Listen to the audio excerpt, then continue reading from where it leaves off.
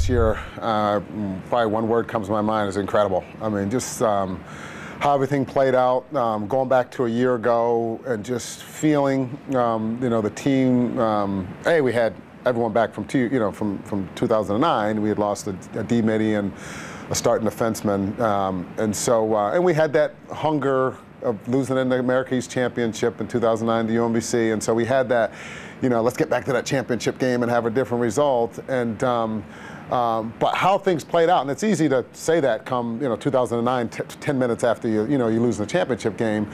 But from that point on, for the next 365 days till we eventually made it back to the championship game, just seeing how things and being the head coach, and just seeing how things just evolved and over the summer, the guys working hard, knowing that they were working hard, and then coming back last September, and just seeing their work ethic and just the way they, as I say, went about their business, and to have everything work out. I mean, we set a goal to get back to the championship, and that was it. That was our only goal. Let's just get back to it. We didn't care where it was. We just wanted to get back to that game, and that was, we put our efforts in that, and to have it, and to get back to that game and win, and then have everything else play out the way it did, it just was unbelievable.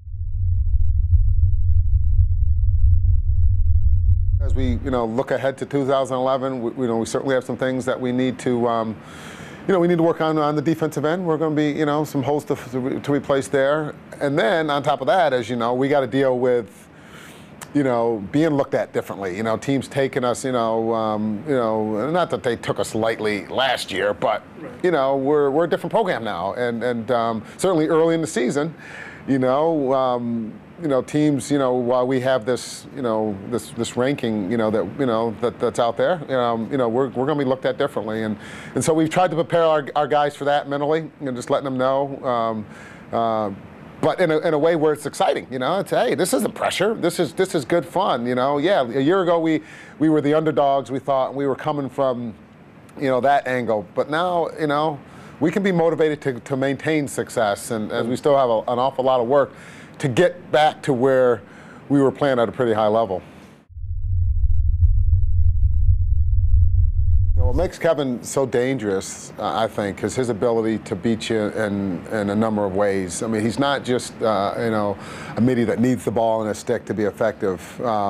He can beat you off the ball.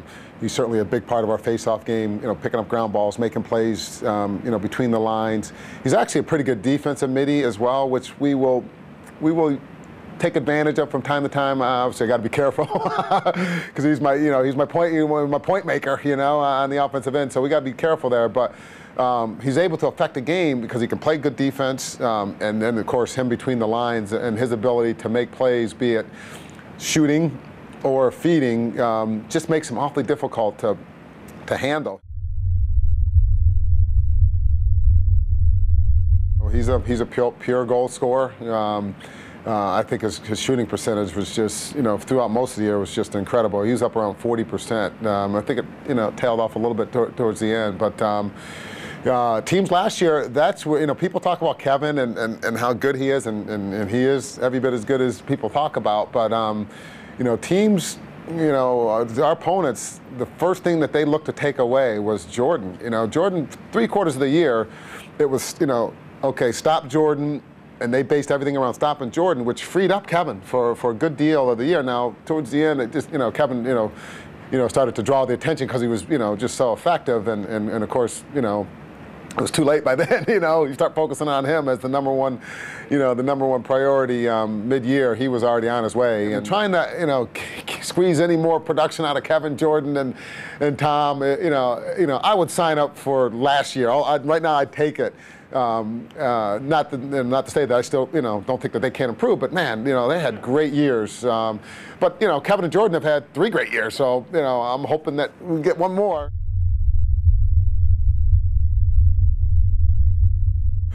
Well, that's a good question. I think it's going to be different. We're preparing for it. It's something, even myself, haven't gone through it, obviously with this program.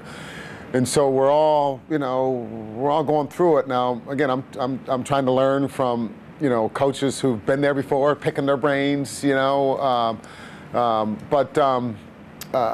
think our guys, at the end of the day, you hope our guys just understand. And again, I look at our body language, how hard are we working, and I feel good about that. So I feel like, okay, yeah, these teams are coming. They're going to be coming after us. We got that big bullseye, but you know what? I think our guys are up for it. I think our guys are excited about this challenge. Our league's going to be tough, but we feel like we're doing all the things, that make us at least feel like, we're going to be prepared to, not knowing what the outcome. I'm not saying we're guaranteed wins and that sort of thing, but at least we feel like we're preparing ourselves the right way. And every game's a tough game. We think maybe we can compete against every team on our schedule and do well, but we also think that there's not a team on our schedule that can't beat us, if we don't show up and play. And that's NCAA Division I lacrosse these days, to be honest. And so if we can stay healthy, we feel like, we got a good chance to be right there in the end.